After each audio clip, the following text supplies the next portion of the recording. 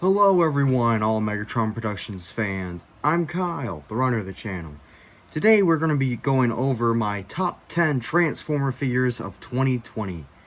And quite possibly, the one worst Transformers figure I have ever owned. So we're going to go from worst to best. Stay tuned. Now, the worst Transformer I have ever owned, and probably is, I should put this disclaimer. These are opinions based off of me. Your opinions may differ. The internet is now rather sensitive nowadays, so take all opinions with a grain of salt. They do not have to be your opinions.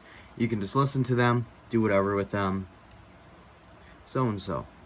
I love to hear your guys' opinions down below, and what your top 10 Transformers were of the year, and what worst Transformers you have experienced within your entire time of collecting.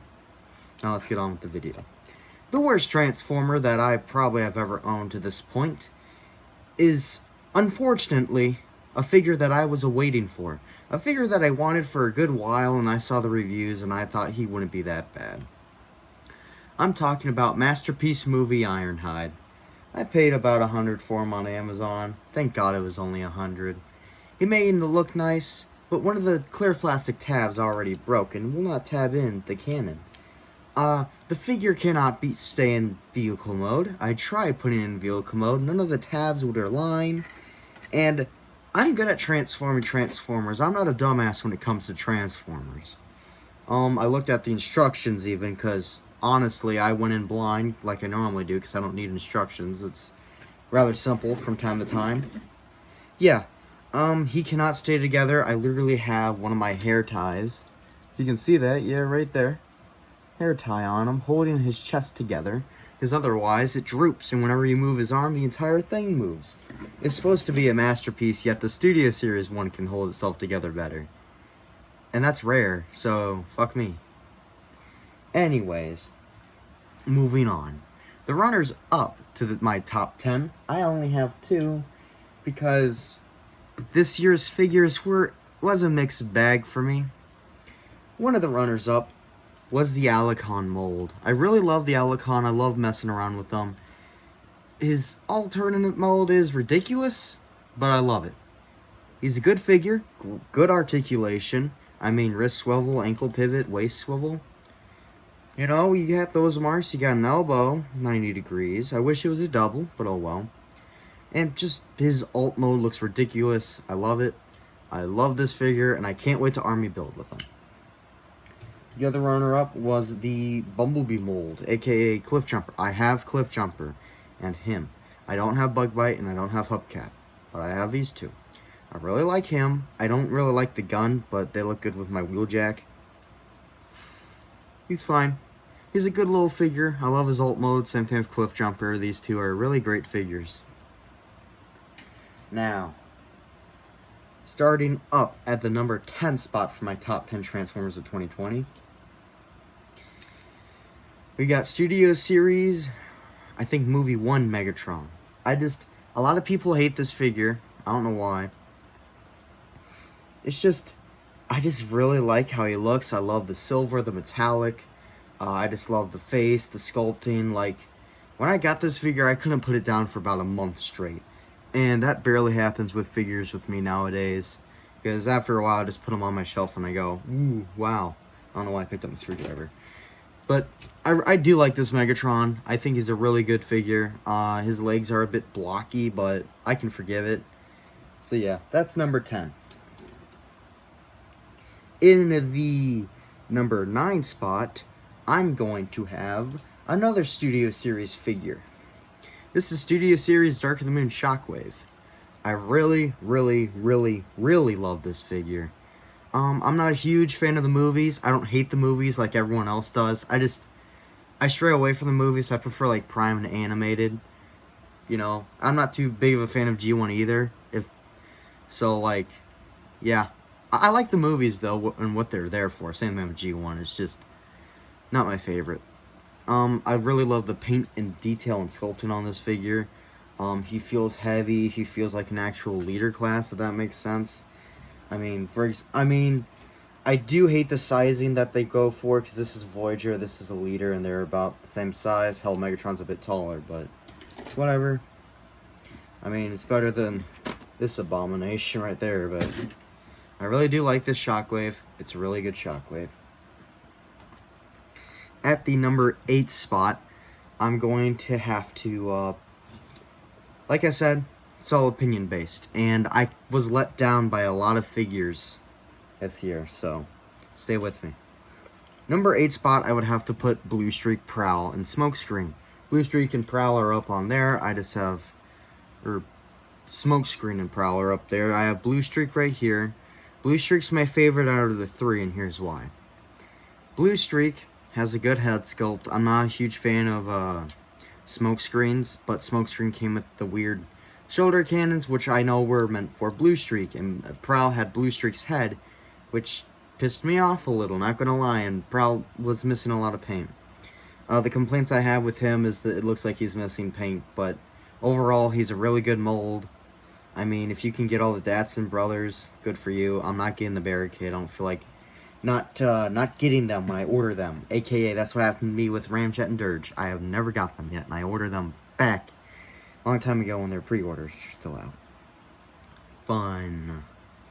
So that was number 8, I think. 10, yeah. So, number 7, where I'm going to put the Wheeljack mold from Earthrise. This is Netflix Wheeljack. He's in his car mode. I really like Exhaust. Exhaust is probably, you know, I just like the Exhaust. I like the Wheeljack, and I really love the Netflix Wheeljack. I just wish if his hubcaps were in red, he would probably be up a little bit more on the list, especially with the other 2 molds. But he's at number 7. Because reasons. Yeah. Great articulation. The only complaints I really have is that I worry about the clear plastic breaking in him, but that's about it. At number 6, I'm going to have to put the Earthrise Prowl, or not Prowl, the Earthrise Ironhide and Ratchet mold. I was really let down by the Ironhide mold. The Ratchet mold really took it around. I did paint all the windows in black, obviously, and gave him the Siege Ratchet weapons with the Earthrise ones. It just makes them look a lot better. I really like Ratchet because, you know, brand new head sculpt where it's not just smoothed down like Ironhide's. Ratchet doesn't have 50 different colors of plastic on him. I mean, the only complaint I have with Ratchet was that he didn't have black windows, and I fixed it. The feet stick out, which does kind of annoy me, but they remolded it enough to the point where it looks like a Nissan van. So, yeah. That's why Ratchet's at number 6. At number 5, I'm going to have to put the Runabout Runamuck mold. I love Runabout. I love his color scheme. He looks badass. And I mean that in every way, shape, and form. This is probably one of my most favorite Transformers I have had in my entire collection. I would have put him up higher, but it's just, I don't know. I had better figures that I were more enjoyed with and I played around. But he's on the list because of his color scheme. And because he does have he has decent articulation. If he had a wrist swivel, he would have been up higher, but there's figures that don't have wrist swivels up here. So, yeah. That's number 5. At number 4, I'm going to put Netflix Earthrise Soundwave. I did paint Soundwave. I gave him black on the inside of his cassette. I put a little bit of gold on his yellow and gave him a bunch of silver and some red.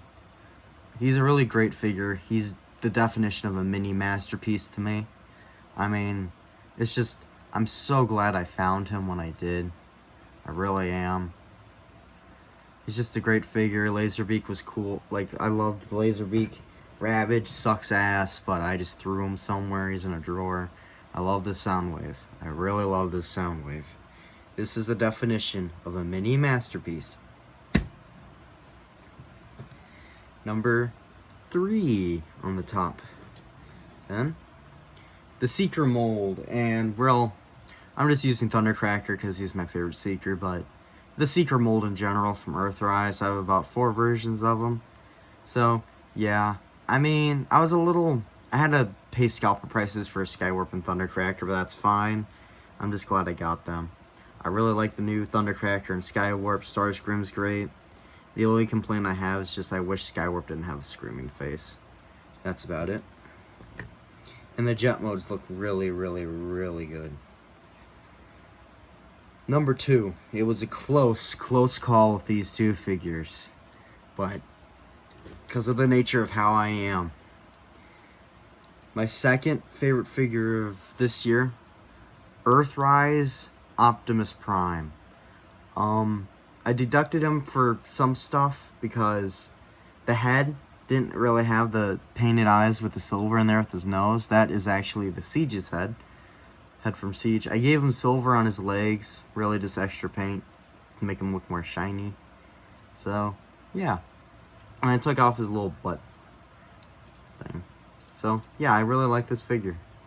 Really, really good figure. I love the truck mode, the trailer. I love that he comes with like a matrix of leadership. You know, his hands open up. It's really cool. Number 1 spot. It's pretty obvious. Netflix Siege Megatron. I love this thing. And now that I have a cannon that matches his color, because it came with this sound wave, is really cool. This has to be one of my most favorite figures in my collection. The gunmetal gray is just really well done. The battle scratches look really good. I mean, I gave him a little bit, I did a little bit of Lego thing, painted up in like a gunmetal silverish. So now he's taller than Prime too. Because he was a little bit shorter than Prime, but now he towers over a couple figures, which I like. And they fixed up the Siege Issues ones where his head wouldn't lock in, but now it does. I mean, his head's a little loose on mine, but that's fine. Yeah. So, that's about it for my top 10 Transformer figures of the year, and the worst one I have encountered. Hope you guys enjoyed this video. Have a great New Year's, and let's start off 2021 with a banger. Hopefully 2021 won't be just like 2020. It could even be worse, possibly, but hey, let's just hope. This has been Megatron Productions, aka Kyle, and I'll see you all in the next video.